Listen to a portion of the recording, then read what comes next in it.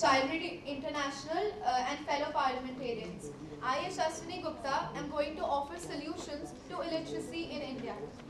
Such a problem cannot be eradicated from a country like India, where people of the country still think about the present and not about the future. They do not understand the importance of education. This is further because they themselves have not been educated. We can do our bit to help push India towards a better future.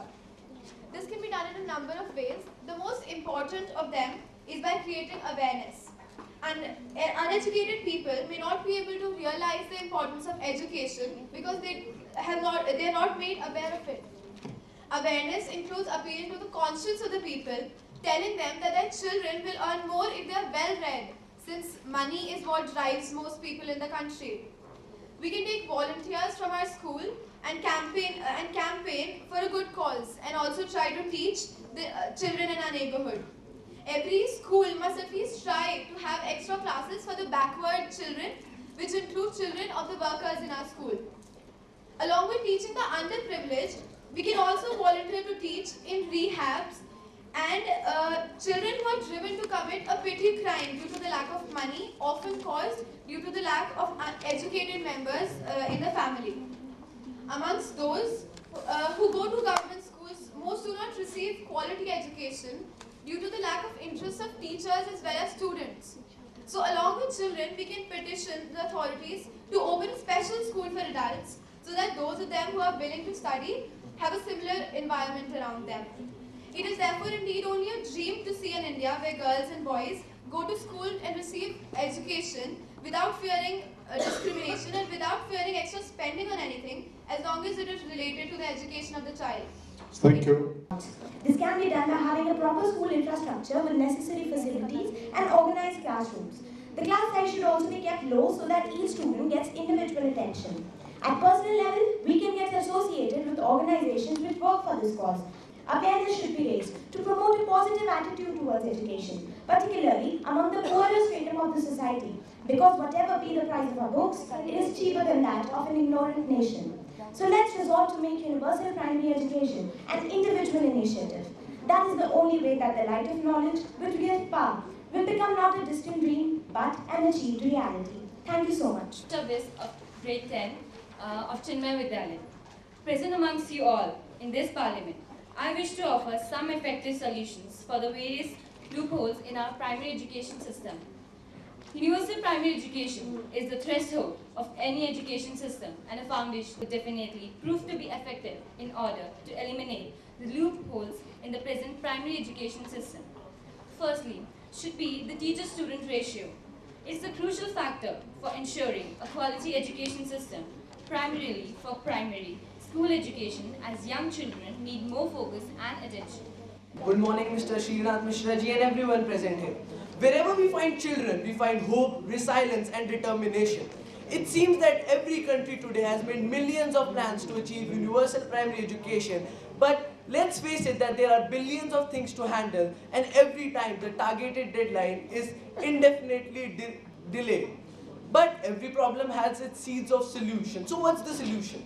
The UN can collect minimum funds from every country regardless of their membership. Adapting to every country's problems and culture, there can be a curricular form. There can be a department form which contains a representative from every country, and a team with the collected funds. A team can be sent to each country to set up schools. की problems के solution लेकर आई हूँ। तो सरकार ने जो RTE बनाई है, अगर उसे हर स्कूल में ठीक से फॉलो किया जाएगा तो हमारी एजुकेशन की प्रॉब्लम्स कम हो सकती है। इसलिए सरकार को चाहिए कि वह एक मॉनिटरिंग ग्रुप बनाए जो कि हमारे एक ब्लॉक के ही स्कूलों को मॉनिटरिंग करेगा। अगर कोई स्कूल RTE के नियमों का उल्लंघन करता है तो उसे सज़ा देने का अधिकार भी इसी मॉनिटरिंग ग्रुप के हाथों में होना चाहिए, और इस मॉनिटरिंग ग्रुप के सदस्य उसी स्कूल में पढ़ने वाले स्टूडेंट्स के पेरेंट्स होने चाहिए।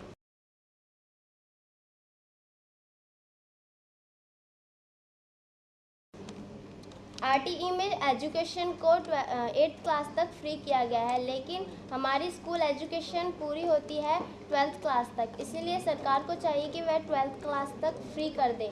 विशेष करके लड़कियों के लिए आगे की शिक्षा व ग्रेजुएशन को भी फ्री कर देनी चाहिए। As we all know, the biggest challenge before our country, rather the whole of the developing world today, is to eradicate illiteracy, as it is a bigger enemy than poverty and hunger. It equips the mankind to work for the eradication of other evils. Someone has rightly said, considering the present situation of today, universal suffrage without universal education would be a curse. The foremost challenge is to control the high dropout rates in primary schools at 36.3% and upper primary schools at 53%. This could be achieved by reducing overemphasis on formal education.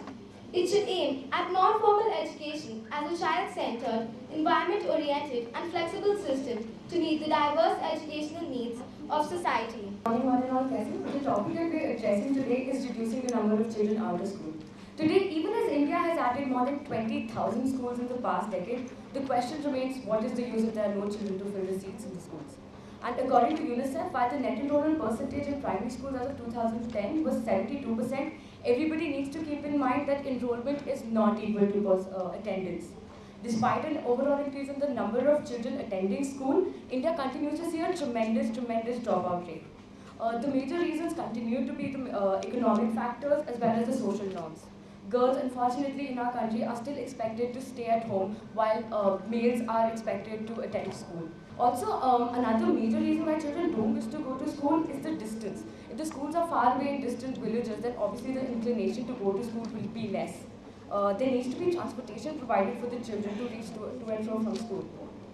The most important point that we need is awareness. I am not just talking about the awareness of the importance of education. Rather, I'm talking about the awareness of the programs. People need to be aware of RTE. People need to be aware that there is free and compulsory education available.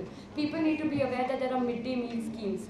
How will they be encouraged to send their children to school just by the importance of education? The importance of the programs is much more important.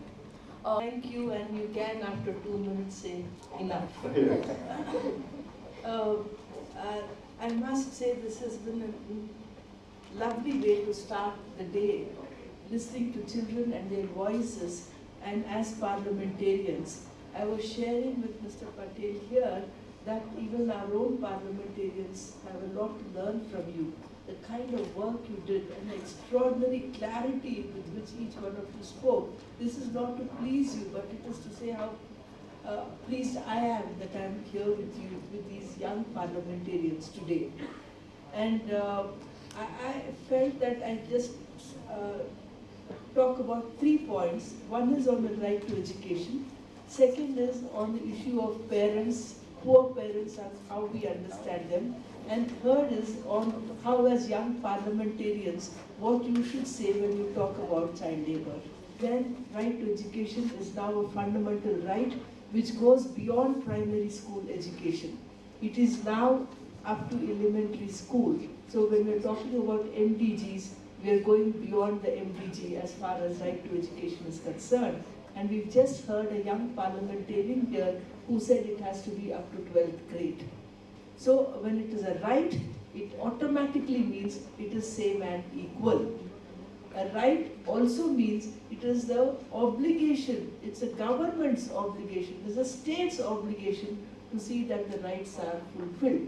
So these rights are to be same and equal for all.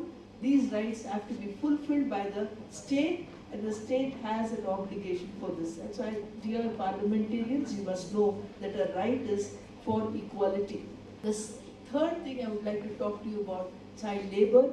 And as young parliamentarians, all of you should take the resolve that there shall be no child labor in the country.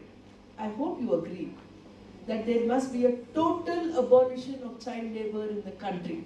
If children are working, it is not because of poverty. Please listen to me.